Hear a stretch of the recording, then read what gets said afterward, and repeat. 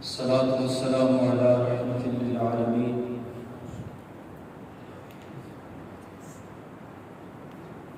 خاتم الأنبياء والمرسلين سيد الأولين والآخرين وعلى آله وأصحابه أجمعين. أما بعد فأعوذ بالله من الشيطان الرجيم. بسم الله الرحمن الرحيم. ورفعنا لك ذكرك. صدق الله العظيم. إن الله وملائكته يصلون على النبي يا أيها الذين آمنوا صلوا عليه وسلموا تسليما. اللهم صل على سيدنا ومولانا محمد وعلى آل سيدنا ومولانا محمد وبارك وسلم. محمد سے درود پاک پڑھنے الصلاۃ والسلام علیک یا سیدی یا رسول اللہ وعلى آلک واصحابک یا سیدی یا حبیب اللہ. الصلاۃ والسلام علیک یا سیدی یا رحمۃ للعالمین وعلى آلک واصحابک یا سیدی یا خاتم النبیین. الصلاۃ والسلام علیک یا سیدی یا نور الافئدة والعیون وعلى آلک واصحابک یا سیدی یا عالم ما کان وما یکون. مولاي صل وسلم دائما ابدا على حبيبك خير الخلق كلهم. هو الحبيب الذي ترجى شفاعته لكل هول من الأهوال الملتحب. يا أكرم الخلق ما لمن ألوذ به سواك عند حلول الحادث الأمم. فإن من جودك الدنيا وضرتها ومن علومك علم اللوح والقلم. ثم الرضا عن أبي بكر وعن عمر وعن علي وعن عثمان ذي القرن.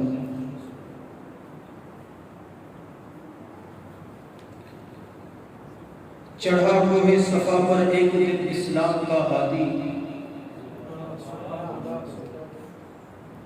مورخ اسلام حفیظ جلدری آپ نے شاہنامہ کے اندر پہاڑی کا آواز کے عنوان سے ایک واقعہ کیا منظم لکھا ہے کہ جب رسول اللہ صلی اللہ علیہ وآلہ وسلم نے اعلان نبوت کے ساتھ ایک خطاب کیا تھا اپنی قوم سے، تو وہ جو خطاب تھا اس کے تمام مناظر کو آپ نے قلم بند کیا ہے. لکھتے ہیں چڑھا کوہ صفا پر ایک دن اسلام کا ہادی. چونکہ وہ پرانے دور تھے، آج کل تو خیر جدید دور ہے، میڈیا کا دور ہے، ہر کوئی بندہ جو ہے وہ ہر قسم کی خبروں سے آگاہ ہو جاتا ہے.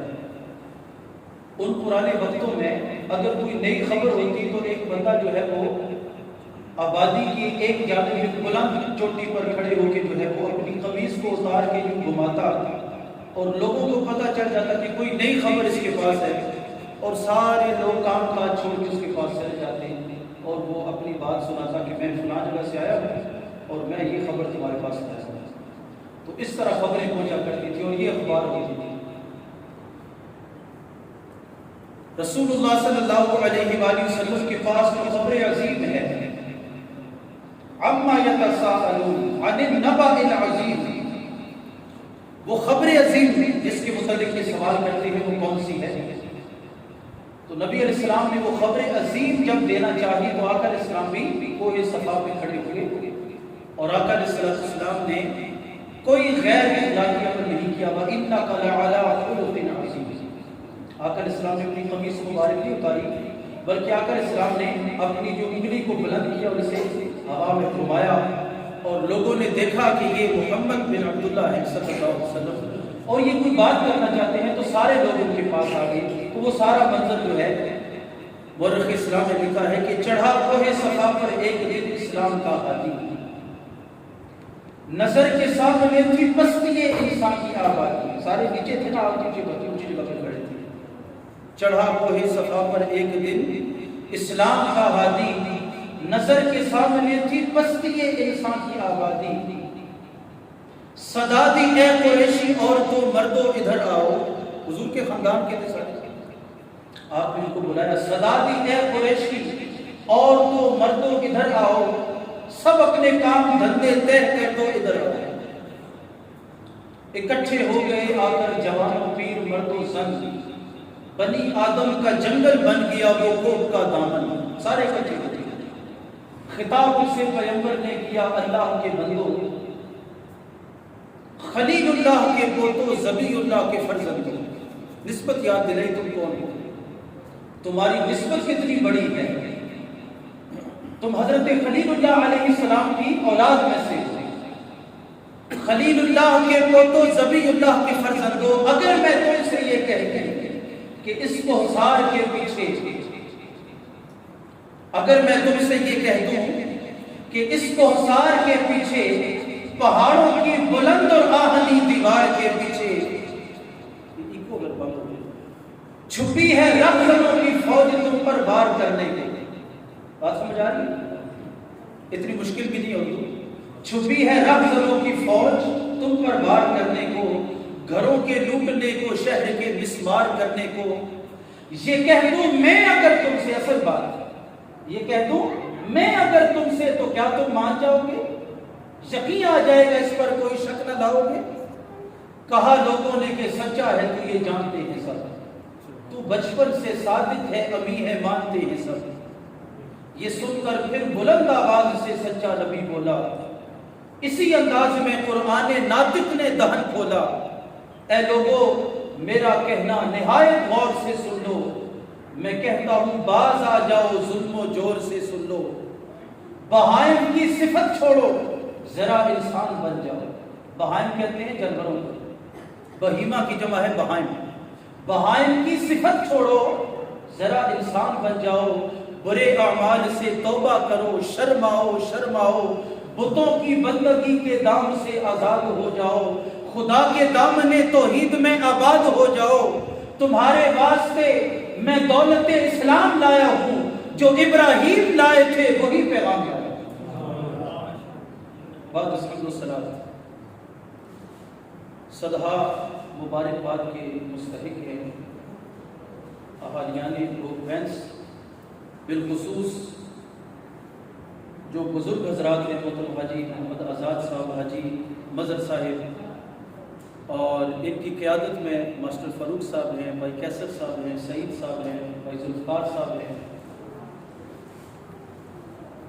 انہوں نے اس محفل کا انعقاد کیا، اور اس سے قبل اس مسجد کی جو تعمیر اس پوری ٹیم نے کی ہے، اور یہ دو بزرگ شخصیات بھی یہاں پر موجود ہیں، ان کی قیادت میں بڑی خوبصورتی کے ساتھ یہ کام ہوا۔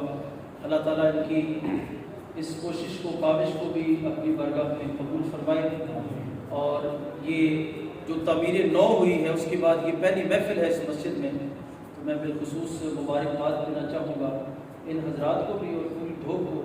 اللہ تبارک و تعالیٰ آپ کی اس کوشش کو قبول فرمائے اور سب کو مل جل کر اس گھر کو آباد رکھنے کی توفیق عطا فرمائے۔ یہ گھر جو تعمیر ہوا ہے، اس کی جو عالی شان عمارت ہے، اور تعمیر کے حوالے سے جو اس کے اندر حسن اور خوبصورتی ہے، آباد کاری کے حوالے سے بھی ہمیں چاہیے کہ ہم اس میں محنت کریں، کوشش کریں، اور یہاں کے جو امام ہیں قاری صداقت الرحمان اطاری صاحب، میں آپ کو بھی مبارکباد پیش کروں گا، ان کی بھی کوششیں، کاوشیں اور دعائیں اس میں شامل ہیں۔ میں بیان کرنے نہیں ہے، میں بیان سننے آیا تھا، ہم بلکہ سب بیان سننے آئے ہیں حضرت علامہ مولانا خالد اقبال نقشبندی صاحب کا۔ آپ بہت دور سے ہمارے پاس تشریف لائے، اور ہر دفعہ آتے ہیں، یہ آپ کی شفقت ہے کہ ٹائم مینیج کرتے ہیں، اور میرے خیال میں آپ کی شفقت زیادہ جو ہے وہ لوگ بھینس والوں پر ہے، ان کو کوئی 2 4 5 گنا زیادہ ٹائم دے دیتے ہیں، ہمیں تو 1 گنا بھی نہیں دیتے۔ تو یہ حاجی صاحب کا خلوص ہے، یہ حاجی صاحب کا خلوص ہے جناب، جس کو ٹھیک طریقے سے جناب حق ادا کرنے کے لیے قبل از وقت تشریف لے آتے ہیں اور محبت کا اظہار کرتے ہیں۔ آپ کا بیان سننے کے لیے ہم سب یہاں پر آئے ہیں، میں نے کوئی لمبا چوڑا بیان کوئی نہیں کرنا ہے، اور نہ ہی میں اس نیت سے کھڑا ہوا ہوں، میں تو بیان سننے کے لیے آیا تھا۔ تو حاجی صاحب نے بھی حکم دے دیا ہے، تو میں چند ایک باتیں جو ہے وہ اس موقع اور مناسبت کے حوالے سے کرنا چاہوں گا۔ یہ مہینہ تو زکات کا جا رہا ہے، تو حاجی مظہر صاحب نے اور حاجی آزاد صاحب نے جو محفل رکھی ہے، یہ میلاد کی محفل ہے۔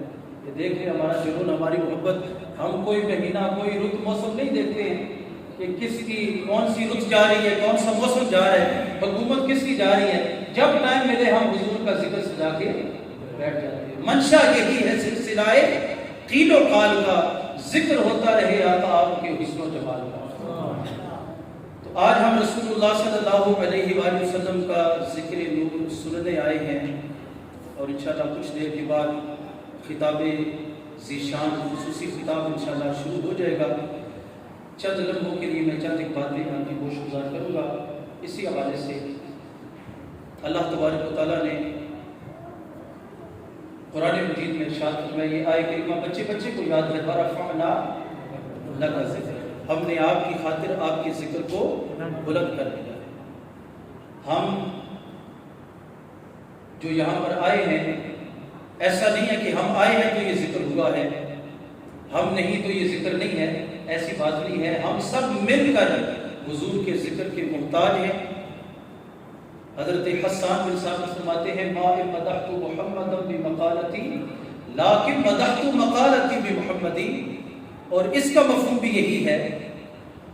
آپ نے جو سادہ الفاظ میں جو اس کا ترجمہ بنتا ہے کہ لوگوں یہ ذکر ہمارا محتاج نہیں ہے، ہم سب اس ذکر کے محتاج ہیں۔ یہ ذکر ہے تو ہم ہیں، اور اس ذکر کی وجہ سے ہم قائم ہیں، ہمارا نام بچا ہوا ہے، وگرنہ اس وقت جو ہماری حالت ہے پوری دنیا میں، ذلت، پستی اور رسوائی کے جن گڑھوں میں ہم گرے ہوئے ہیں، ہمارا نام و نشان مٹ جانا چاہیے تھا، لیکن حضور کا ذکر ہے، حضور کا نام ہے، حضور کے ساتھ جو ہماری نسبت ہے، اس نسبت نے ہمارے نام کو بچایا ہوا ہے۔ آج ہم حضور کا کلمہ بھی پڑھتے ہیں، توفیق ملے نماز بھی پڑھ لیتے ہیں، مساجد بھی بناتے ہیں، اذانیں بھی ہوتی ہیں، نمازیں بھی پڑھی جا رہی ہیں، دینی مجالس بھی قائم ہوتی ہیں، علماء بھی ہمارے اندر موجود ہیں، اور ان کے فیوز و برکات بھی ہمیں نصیب ہو رہے ہیں۔ یہ سب حضور کے ذکر کی برکتیں ہیں۔ اللہ تبارک و تعالیٰ ہمیں ایسی محافل بار بار نصیب فرمائے۔ یہ محافل جو ہیں یہ نبی علیہ السلام کی محبت میں سجائی جاتی ہیں، اور آقا علیہ السلام کی محبت کی علامت ہوا کرتی ہیں۔ اس میں آ کے یہی دعا مانگا کریں کہ اے اللہ ہمیں حضور کی سچی محبت بھی عطا فرما، اور حضور کی کامل اتباع بھی ہمیں نصیب فرما، تاکہ ہم دنیا میں بھی حضور علیہ السلام کا نام لیتے ہوئے جیتے رہیں، اور جب مرے تو قیامت کے دن حضور کے جھنڈے کے نیچے ہم سب کو جگہ بھی نصیب ہو۔ اسی جذبے کو لے کر، اس محبت کو لے کر ہم اس طرح کی محافل میں شرکت کرتے ہیں، اور یہی جذبہ کار فرما ہوتا ہے ان لوگوں کے عقائد میں بھی جو لوگ ایسی محافل کا انعقاد کرتے ہیں۔ تو ہم سب مل کر مبارکباد پیش کرتے ہیں ڈھوک بینس کے سب لوگوں کو کہ جنہوں نے یہ اہتمام کیا ہے۔ اللہ تعالیٰ ان کی محبت رسول کو اپنی بارگاہ میں قبول فرمائے۔ تو فرمایا کہ ہم نے آپ کی خاطر آپ کے ذکر کو بلند کر دیا۔ یہ بات ذہن میں رکھیں کہ یہ جو محفلیں سجتی ہیں، یہ ایسا نہیں ہے کہ ہم کوئی اپنے جوش کی ترنگ میں آ کر یہ محفلیں سجا لیتے ہیں، یا کوئی یہ ہمارا کوئی جذباتی فیصلہ ہو جاتا ہے کہ ہم محفلیں سجا لیتے ہیں، ایسی بات نہیں ہے۔ وہابیہ کا امام ابن تیمیہ وہ یہ لکھتا ہے کہ نبی علیہ السلام کی مدح و ستائش کرنا اور آقا علیہ السلام کی نعت پڑھنا، حضور کی تعریف و توصیف بجا لانا، اس شخص نے لکھا ہے کہ یہ ایسا ہی ہے جیسے دین کو قائم کرنا ہے۔ اب اس کے ماننے والے نہ مانے تو ایک الگ بات ہے، لیکن اس کا یہ قول ہے۔ وہ لکھتا ہے کہ نبی علیہ السلام کا ذکر، حضور کی مدح و ستائش، جس مقصد کی خاطر آج اس محفل کا انعقاد ہوا ہے، اور حضور کا ذکر اور حضور کی نعت، حضور کے اوصاف، حضور کے کمالات کو بیان کرنا، یہ ایسا ہے جیسے دین کو قائم کرنا ہے۔ اور آگے اس جملے کو مکمل کرتے ہوئے لکھتا ہے کہ اگر کسی شخص نے یہ کام چھوڑ دیا اس کا دین ثابت ہو جائے گا، یعنی جس نے یہ کام چھوڑ دیا اس نے اپنے دین کو چھوڑ دیا ہے۔ تو یہ کوئی جذبات کی ترنگ میں آ کر محفلیں نہیں سجائی جاتی، یہاں کوئی جو ہے وہ پروانہ وار اپنا ذوق، اس کی جو ہے وہ ذوق تو بن گیا ہے، لیکن وہ ذوق جس کو ہم کہتے ہیں کہ یہ ذوق ایسا ہے کہ جس کے پیچھے شریعت کوئی نہیں ہے، اس ذوق میں آ کر یہ محفل نہیں سجاتے ہیں، بلکہ اصل بات یہ ہے کہ یہ وہ ذکر ہے جو صرف ہم نہیں کر رہے، بلکہ یہ ہم سے پہلے بھی ہوتا رہا، ہمارے بعد بھی ہوتا رہے گا۔ رسول اللہ صلی اللہ علیہ وآلہ وسلم کے سامنے بھی صحابہ کرام نے حضور کا ذکر کیا، حضور کی نعتیں پڑھی، اور حضور علیہ السلام کی آمد سے پہلے بھی یہ کام ہوتا رہا۔ جب سے مخلوق ہے، یعنی اللہ تبارک و تعالیٰ نے اپنی خلق کو پیدا کیا ہے، حضور کے ذکر کا آغاز ہو چکا تھا۔ ہم تو ذکر میں شریک ہو رہے ہیں اور ہم اس سے برکت حاصل کر رہے ہیں، مگر نہ ہم کون ہوتے ہیں حضور کا ذکر کرنے والے؟ ہمیں تو اس ذکر سے برکت چاہیے، ہم تو اس ذکر کو کر کے اللہ سے بخشش طلب کرتے ہیں، ہم تو اس ذکر کے سائے میں آ کر اللہ کی رضا کے گھر یعنی جنت میں داخل ہونا چاہتے ہیں۔ اس ذکر کو کرنے کے بعد ہمارا کوئی اور دعویٰ تو نہیں۔ تو جس شخص نے یہ عمل چھوڑ دیا، گویا اس نے اپنے دین کو چھوڑ دیا۔ تو یہ کام کوئی نیا کام نہیں ہے جو آج ہم کرنے بیٹھے ہیں، یا آج ہم نے کوئی ایجاد کر لیا ہے یہ نیا کام، بلکہ یہ کام وہ ہے جو ہم سے پہلے بھی ہوتا رہا۔ صحابہ کرام حضور کے سامنے بھی کرتے رہے۔ کتنی بار ہوا؟ نبی علیہ السلام نے کتنے صحابہ کرام کو باقاعدہ دعائیں بھی دی ہیں، آقا علیہ السلام نے ان کو تحفے بھی دیے ہیں۔ آقا علیہ السلام کی نعت پڑھنے والے کتنے صحابہ کرام ہیں جنہوں نے حضور کے سامنے حضور کا ذکر کیا، اور آقا علیہ السلام نے منع نہیں کیا، بلکہ آقا علیہ السلام نے ان کو دعائیں دی ہیں۔ حضرت نابغہ جابر رضی اللہ تعالیٰ انہوں نے رسول اللہ صلی اللہ علیہ وآلہ وسلم کے سامنے ایک نعت پڑھی، اور آقا علیہ السلام خوش ہوئے، اور آقا علیہ السلام نے ان کو دعا دی تھی کہ اللہ تیرے چہرے کی نور کو سلامت رکھے۔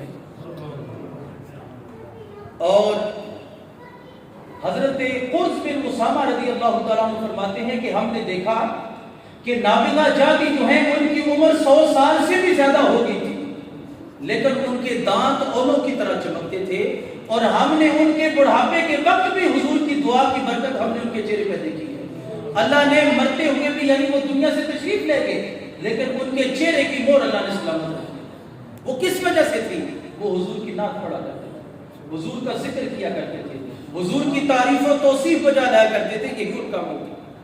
حضرت کعب بن زہیر رضی اللہ تعالیٰ عنہ، یہ وہ شخص ہیں جو زمانے جاہلیت میں، یعنی ابھی ایمان نہیں لائے تھے، شاعر تھے بہت بڑے، پھر بدیع اشعار کہا کرتے تھے۔